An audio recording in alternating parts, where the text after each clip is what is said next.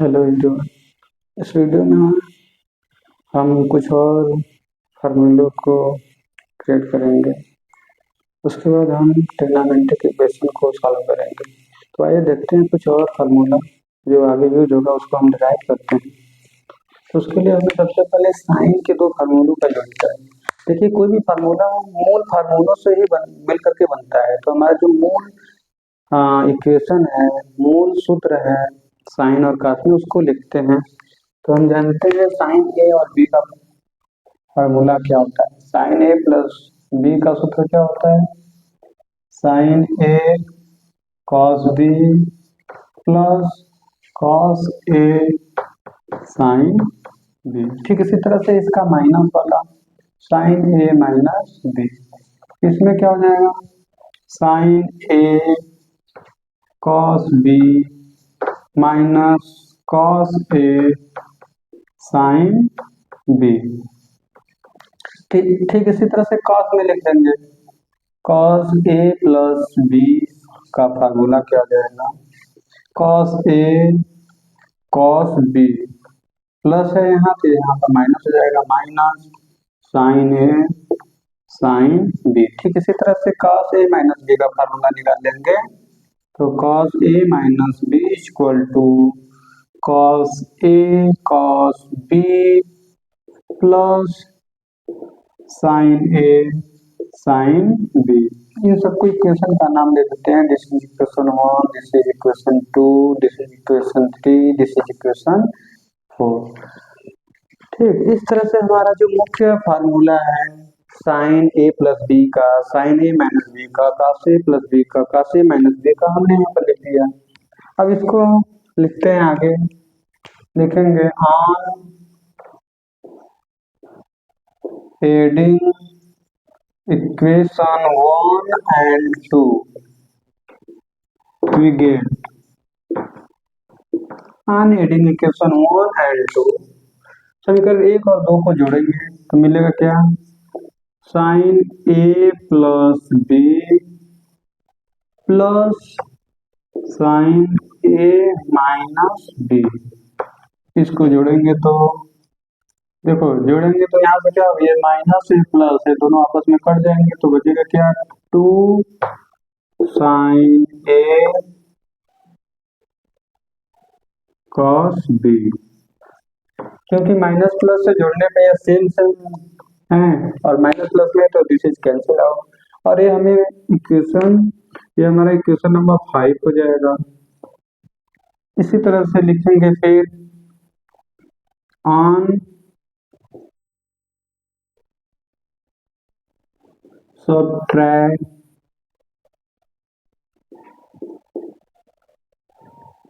On subtracting equation 2 from 1 we get समीकरण 2 में से 1 को घटाएंगे, समीकरण 1 में से 2 को घटाएंगे तो क्या मिलेगा? Sign A plus B minus sine A minus B.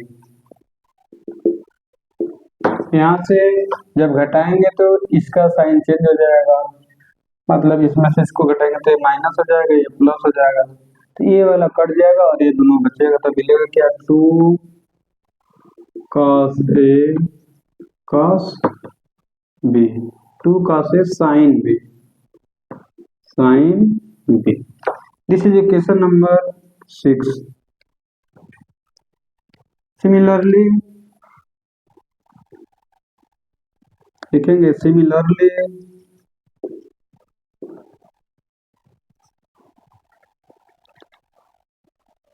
on adding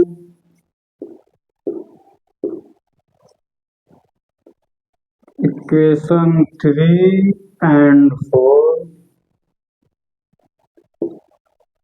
we get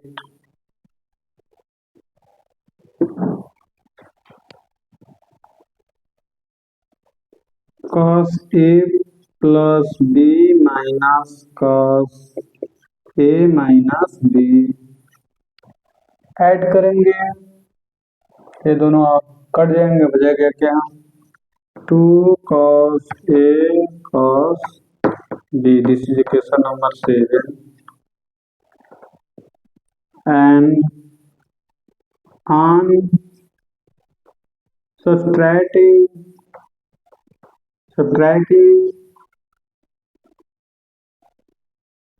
equation 4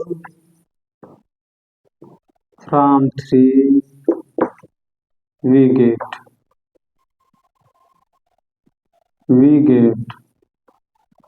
what we get? Cos A plus B minus of cos A minus B we have, देखिए 3 में से 4 को घटाएंगे यानी subtracting from 3 from 4, subtracting equation 4 from 3 में से 4 को घटाएंगे तो यहाँ पर माइनस हो जाएगा, यहाँ पर प्लस हो जाएगा, तो ये माइनस और प्लस से दिस इज कैंसिल आउट, बचेगा क्या यहाँ पर? सॉरी, यहाँ पर माइनस हो जाएगा, यहाँ पर प्लस है तो माइनस, यहाँ पर प्लस है तो माइनस। अब माइनस माइनस जुड़ जाएगा तो मिलेगा -2, ये माइनस से माइनस प्लस कट गया, ये -1 -2 2 हो जाएगा, तो 2 minus 2 sine A sine B. अब यहाँ पे माइनस इसको हटाना है तो इस माइनस दोनों तरफ माइनस से गुणा कर देते हैं, जब ये माइनस इधर आ जाएगा या माइनस से गुणा करेंगे तो कहने का मतलब क्या हो जाएगा, बचेगा क्या? cos A minus B minus cos A plus B 2 sine A sine B, this is equation number 8। इस तरह से हमें इस 4 फार्मूले से 4 और फार्मूले मिलते, ठीक है। 2 साइन ए बी का फार्मूला क्या हो जाएगा? 2 साइन ए कॉस बी का फार्मूला यह लिख सकते हैं, cos A plus B plus sine A minus B. ठीक इसी तरह से इक्वेशन 6 मिला, इक्वेशन 7 मिला, इक्वेशन 8 मिला। अब हम क्या करेंगे इसको और भी, अब इन्हीं 5 6 7 8 जो इक्वेशन है, इन्हीं इक्वेशन से हम लोग साइन सी प्लस डी का फार्मूला निकालेंगे। साइन सी प्लस डी का फार्मूला क्या होता है? अब यहाँ से हम लोग और फार्मूला निकालेंगे, तो इसके लिए हमें लिखना पड़ेगा, इसके लिए हमें इसको चेंज करना पड़ेगा। लिखेंगे क्या? चेंजिंग इनटू मल्टीप्लिकेशन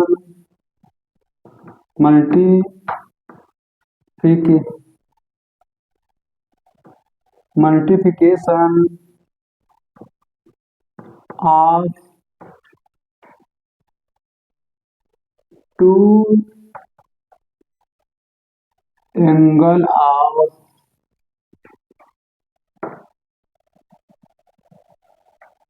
एडिशन और सब्ट्रैक्शन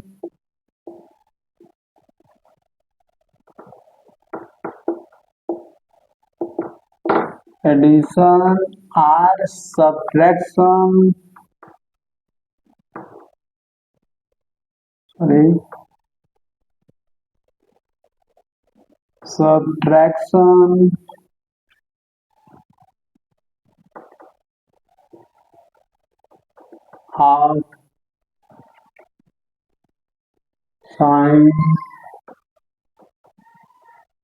sine and cosine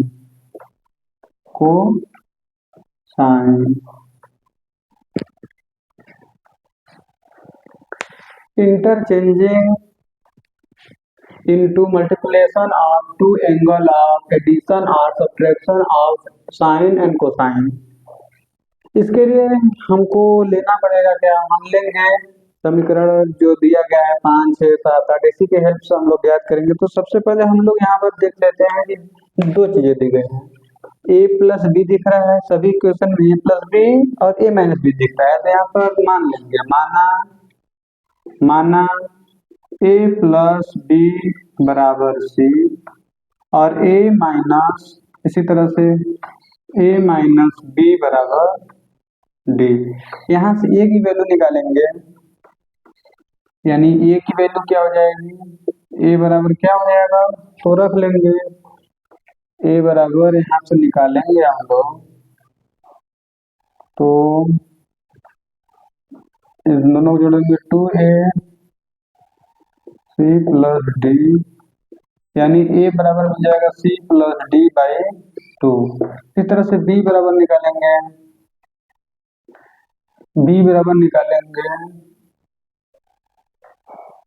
तो मिल जाएगा c माइनस डी, यानी b equal to c minus D by 2। ध्यान दें कि हमने a और b का कैसे ज्ञात किया है, तो इसको जोड़ दिया है, a प्लस बी मतलब जो दिया है इसको और इसको जोड़े हैं, तो यहाँ पर जोड़ेंगे तो b से b कैंसिल हो जाएगा, मिलेगा 2a बराबर c प्लस डी, तो लिख दिया है यहाँ से a की value a equal to c plus D by 2। ठीक इसी तरह से b निकालने के लिए इसमें से इसको घटा दिए, जब घटाएंगे तो यहाँ से माइनस आएगी, ये प्लस है तो माइनस में, ये माइनस है तो प्लस में मिलेगा, तो a से ये कैंसिल हो जाएगा, b और b मिलकर 2b हो जाएगा, यहाँ c माइनस डी लिख देंगे, 2b है तो b equal to c minus D by 2। अब क्या है कि हम समीकरण 5 में जाते हैं, समीकरण 5 में जाएंगे तो यहाँ से एक फार्मूला मिलेगा, तो उसको लिखते हैं, देखेंगे कि फार्मूला के तहत हम लोग क्या लिख सकते हैं। जो यहाँ पे स्टेटमेंट लिखा गया है, इस स्टेटमेंट को ध्यान में रखते हुए यहाँ पर हम लोग इसको एक्सचेंज करेंगे तो मिलेगा क्या, तो देखते हैं। अब ध्यान देंगे, यहाँ पर लिखेंगे कि a और b का जो मान है समीकरण 5, 6, 7, 8 में रखने पर, तो लिखेंगे ऑन पुटिंग